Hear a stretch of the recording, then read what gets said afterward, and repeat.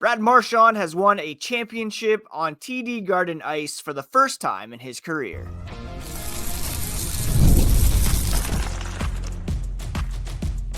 You're Locked On Bruins, your daily podcast on the Boston Bruins. Part of the Locked On Podcast Network, your team every day. What is up, Bruins fans, and welcome back to the Locked On Boston Bruins podcast. I'm your host, Ian McLaren, and this is a daily show where we discuss all things Spoked B. Today is Friday, February 21st, and I want to thank you so much for making Locked On Bruins part of your daily routine. The podcast is free and available on your favorite listening app as well as on YouTube. It's part of the Locked On Podcast Network, your team every day. And today we're focusing on Team Canada's overtime victory over Team USA in the Four Nations face-off. Our boy Brad Marchand being the second player to get the trophy and winning his first championship on TD Garden ice. Now, before we get into all that, a quick reminder, you can find the podcast on social media at Locked NHL Bruins. And you can find me, my hockey thoughts, dad jokes, at Ian C. McLaren. Last night's game was a thrilling conclusion to what was a marvelous tournament from top to bottom. If my only complaint throughout and for months heading into it was that it wasn't more wide open in terms of countries, I would have loved to have seen David Pastrnak and Czechia in this one. Juraj Slafkovsky with Slovakia playing in Montreal, maybe even the Russians. If you're talking best on best, then they still need to be there, politics aside, and politics certainly were a factor in this tournament, and that was highlighted by Team USA getting pretty pumped up, feeling pretty confident after getting a phone call from President Trump earlier in the day. Now, that wasn't lost on Team Canada, nor was talk of the Great White North becoming the 51st state. And Brad Marchand made a point to call out the Tkachuk brothers specifically after Canada beat USA 3-2 in overtime, thanks to Connor McDavid's snipe past Connor Hellebuck, which was primarily assisted by Mitch Marner of the Toronto Maple Leafs.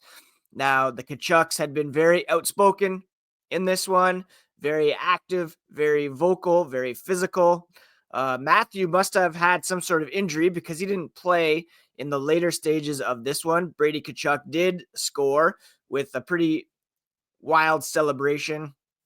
They had talked about, the fights that they had in the previous game, how they had a group chat, and how they had kind of set it up in advance. Brad Marchand, after the game, saying they play their game, they do what they do. Sometimes when you shoot your mouth off in the media, it bites you. You can do that during the season, but when you're playing best on best, it's different. And they got a little bit ahead of themselves. They're great players. Not many guys in the league that play the way they do, and they're extremely effective. But when you start giving teams ammo, it can work against you. And part of that was the Tkachuk brothers and USA teammate JT Miller admitted to having a group chat that came up with the idea for the three fights to begin the round robin game between these two teams on Saturday in Montreal. Brendan Hagel was another player who took exception to that, as Matthew Tkachuk said, maybe their team doesn't like each other. They don't have a group chat. Our team doesn't care about anything they say. Hagel had said what happened the other night, he did it for the flag and not the cameras. Marchand, Hagel, Team Canada coming out on top with the gold medals around their necks. And Hagel, post-game, dropped an incredible troll by posting the simple word champions with a photo of a group chat with the initials of his Team Canada teammates. They certainly do like each other, and they did have a lot to celebrate after last night's game. Now, Marchand didn't have the biggest impact on the ice in this one. Of course, he did score in the tournament opener against Team Sweden.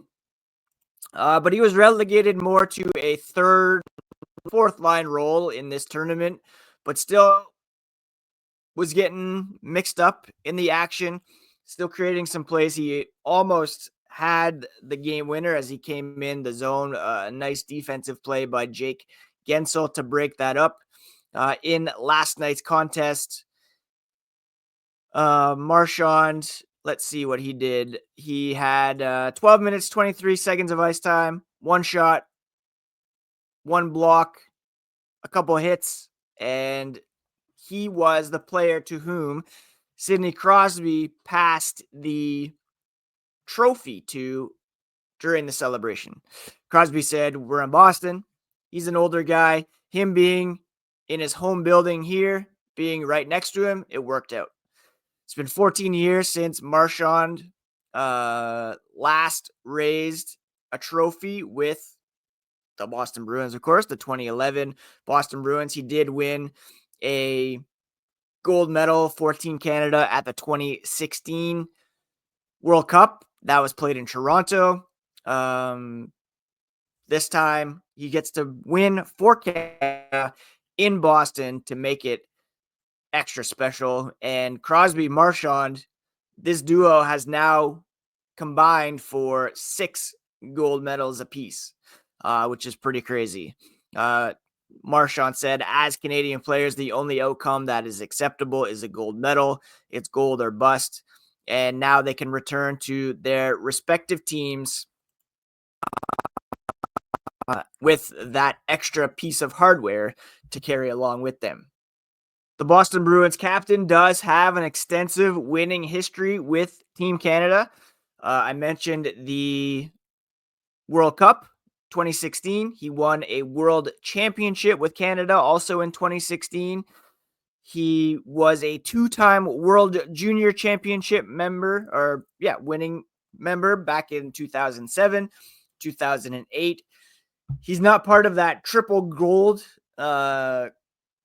club yet, because that means winning a Olympic gold medal as well. And you can bet that Marchand still has his sights set on being part of Team Canada in 2026 for the Winter Olympics. I could very much see him getting a supporting role in that one. Kind of like what we saw him play this time around. He can still be very effective, obviously. He brings that leadership. He brings that levity to the room. We saw a whole bunch of videos of him interacting on the bench, on the ice, in the locker room. There was a hilarious exchange after last night's game where Crosby came out to meet with Marchand and Patrice Bergeron. Bergeron's kids were wearing Marchand jerseys. Sid looked at the tag and was like, "Oh, same size that he wears," which just an amazing chirp. And he has that relationship with Crosby. He's developed relationships. He's got that long-standing one with Nathan McKinnon as well, the Nova Scotia connections. I could very much see him being part of the team, maybe as a fourth liner or the 13th forward at the very least. But I think his presence really did a lot to help his chances of making that team next year for the Winter Olympics, and winning that gold would solidify him as a triple gold winner and as one of the best players in Canadian history, quite frankly, one of the best for the Boston Bruins, to be sure. Now, Team USA already had their sights set on the Olympics, kind of looking ahead and downplaying the four nations because the Olympics is on the horizon. We'll discuss things from their perspective here as the podcast continues.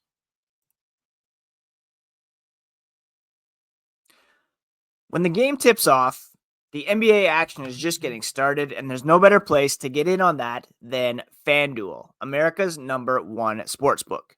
With FanDuel, you can place live bets throughout the game, so even if you missed the opening tip-off or want to bet on a fourth quarter comeback, you can stay in the action. And if you're looking for a bigger payout, you can even combine your live bets into a same game parlay. Whether I'm backing my team for a late game rally or picking a player to hit a clutch three, I never feel like I missed my chance. Plus, the app is easy to use, and when you win, you get paid instantly. Right now, new FanDuel customers can get $150 in bonus bets if your first $5 bet wins. Visit FanDuel.com to join today. That's FanDuel.com for your shot at $150 in bonus bets. Make every moment more with FanDuel, the official sports betting partner of the NBA. Thank you so much once again for making Locked On Bruins part of your daily routine, free and available on your favorite podcast app and on YouTube. Part of the Locked On Podcast Network, your team every day. I failed to mention in the opening segment the irony of Brad Marchand winning his first championship on TD Garden ice, largely due to the play of one Jordan Binnington, the same goalie who had robbed Marchand of the opportunity to win a cup in 2019 on home ice with the Bruins core still intact, alongside with his best friend, Patrice Bergeron. Binnington coming up huge with some big saves in overtime. One off Austin Matthews, another off Brady Tkachuk, I believe. The Canadian team would not have been in this one. They would not have had a chance to have McDavid score that game-winning goal if it were not for those saves by Jordan Binnington in overtime.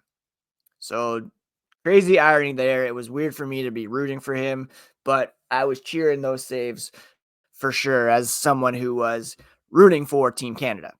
Now the U.S., they have not won a best-on-best international tournament since the 1996 World Cup of Hockey. Remains its only best-on-best tournament win.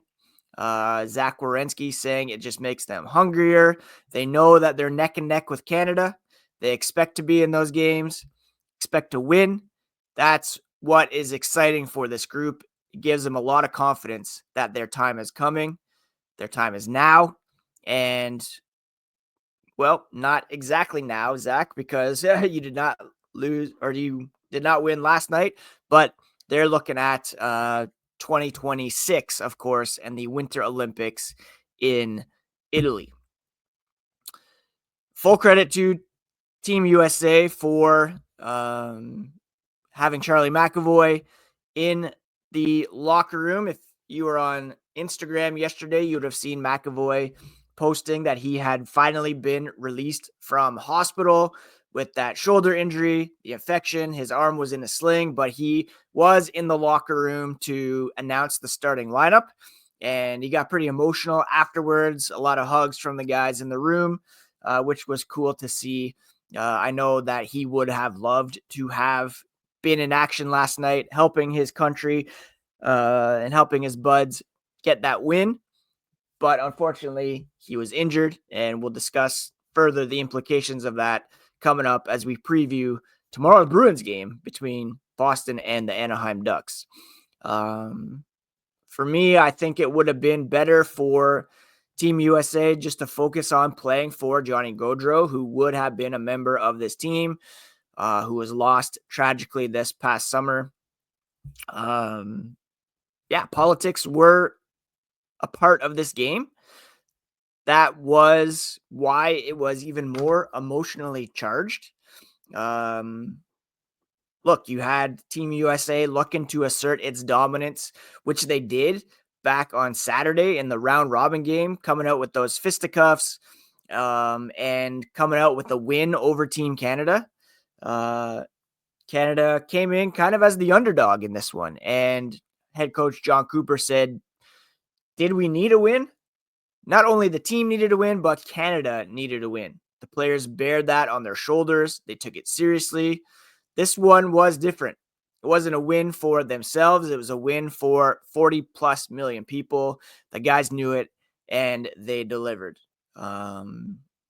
And to have it come after Team USA had giddily taken that call from the president earlier in the morning, it just made it that much sweeter. Now, again, Team USA, man, completely stacked.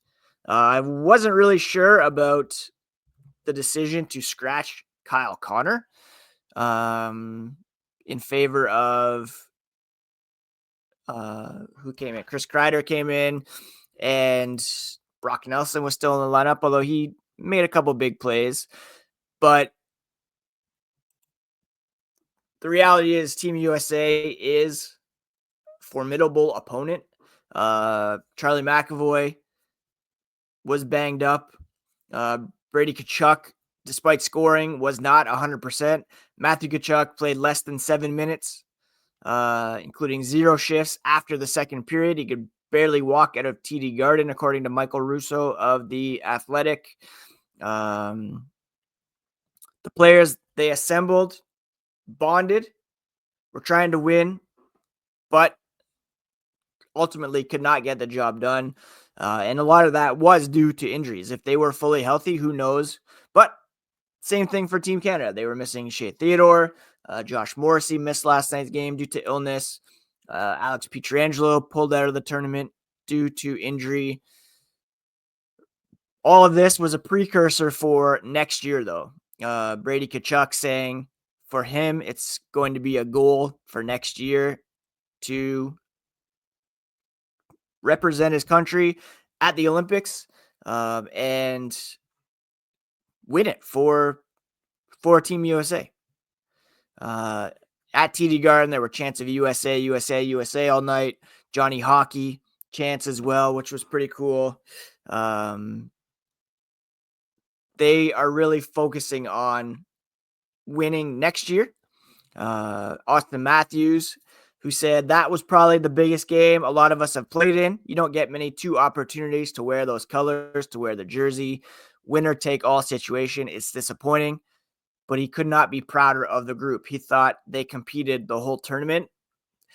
That last play, Connor McDavid was pretty wide open, and that was his man, which was not a great look for the Toronto Maple Leaf center, who knows all too well what it's like to lose on TD Garden ice. One guy that I wanted to shout out was Jacob Slavin. He was unbelievable in this one. And if ever there's an argument for a best defenseman award, it's this guy's face who needs to be on that.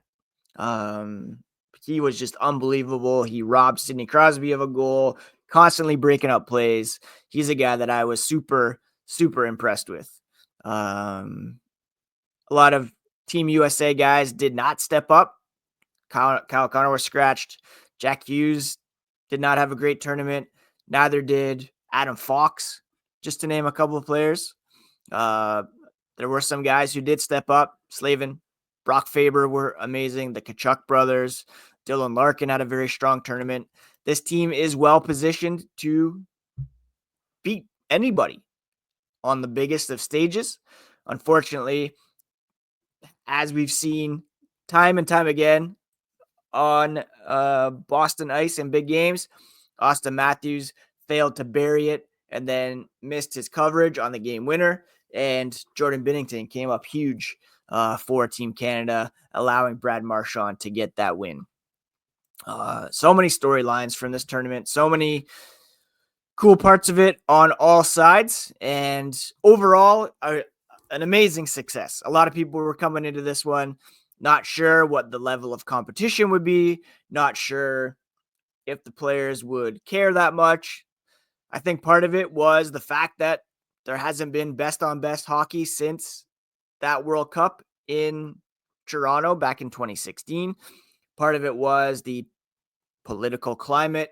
Part of it was just having the unbelievable players on the ice, just the quality of the hockey, and the fact that they went all out in this one. And you can see that from the amount of injuries that have piled up.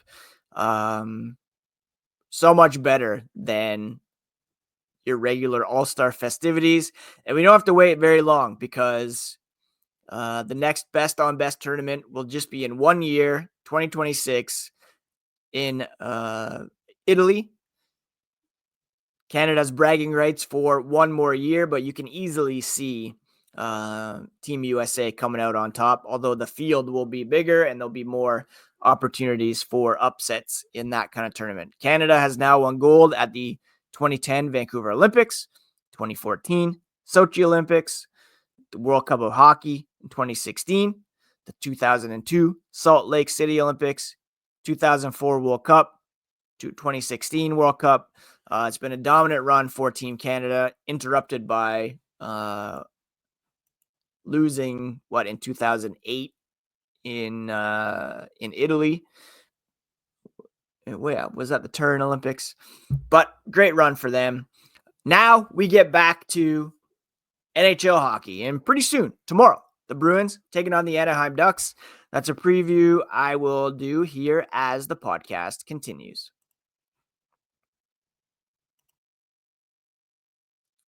In sports, having a winning strategy is everything. It's how the best teams make it to the Super Bowl, the World Series, the Olympics. Same goes for life. Having a strategy like life insurance from Select Quote can protect your financial legacy and keep your family's future secure. Select Quote makes it easy to find the perfect life insurance policy. As one of America's leading insurance brokers with nearly 40 years of experience, they've helped over 2 million customers find $700 billion in coverage since 1985. If you're in good health, you might even qualify for same-day coverage of up to $5 million. Unlike other brokers that offer one-size-fits-all policies, their licensed agents tailor coverage to fit your unique needs. Get the right life insurance for you for less at selectquote.com/lockedonnhl. Go to selectquote.com/lockedonnhl today to get started. That's selectquote.com/lockedonnhl. Select Quote, they shop and you save. I hope you got your fill of that high quality hockey because the NHL is back in action on Saturday and we're hitting the ground running with checks notes. Bruins, Ducks. That should be a fantastic one. Charlie McAvoy will, of course, not be on the ice. Hampus Lindholm probably not returning. We'll see if Brad Marchand is ready for that one. They were saying on the broadcast last night that several players may be given a pass on the first game back, considering the toll this tournament took on them, as well as the quick turnaround. Now, the Ducks and Bruins have not played so far this season. Boston will go to Anaheim to take on the Ducks on March 26th.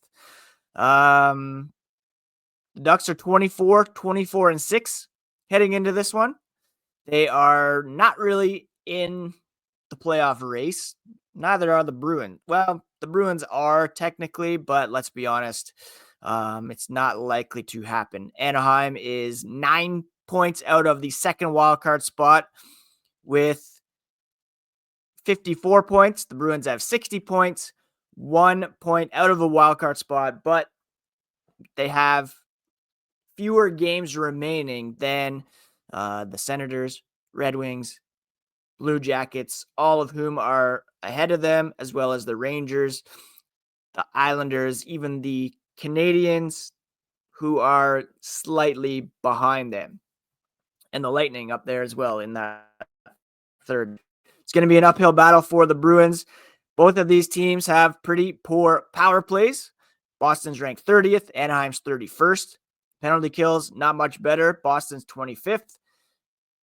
And the Ducks are 27th. It's rare that the Bruins get to play a team against whom they have better rankings in both of those categories. It's an opportunity to take advantage of that tomorrow night for sure. The Ducks are 32nd in the NHL with 2.48 goals per game, so their offense dead last. Boston not much better at 25th.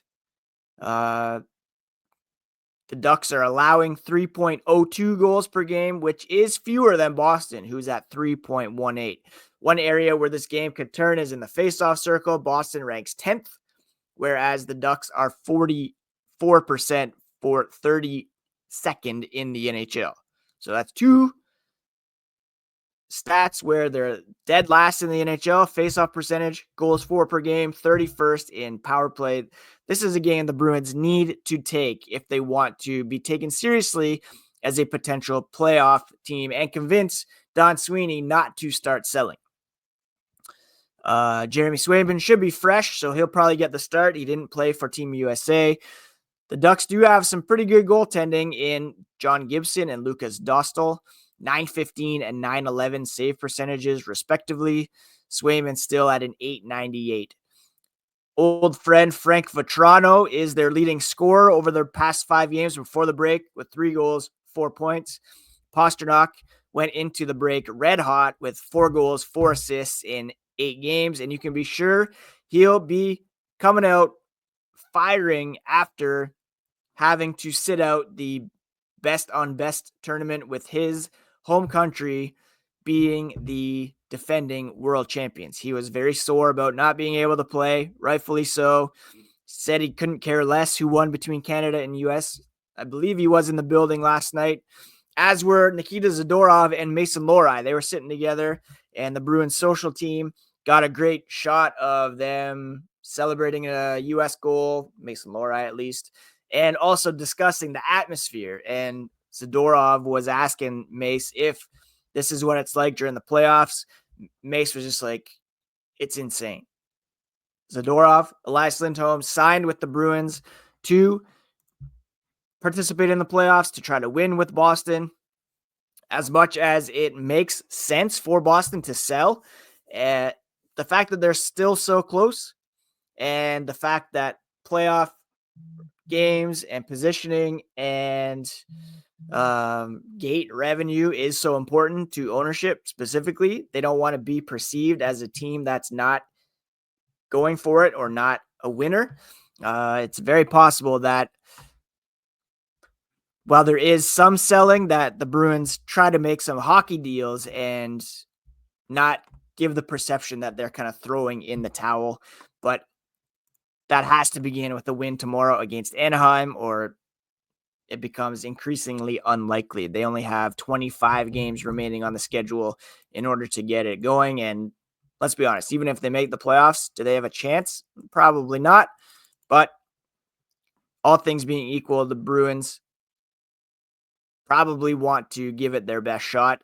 And you could see the look on Zaddy's eyes last night, thinking, yeah, I want to be part of this. And they're going to do everything they can to try to get into the playoffs. Anyways, that's it for today's episode of Locked On Boston Bruins, my friends. Also Locked On Four Nations Face-Off. What a great tournament it was. Thank you for joining me over the past couple weeks to break it all down. Please do subscribe if you have not already. Please take care of yourselves. Take care of each other. It's a crazy world out there.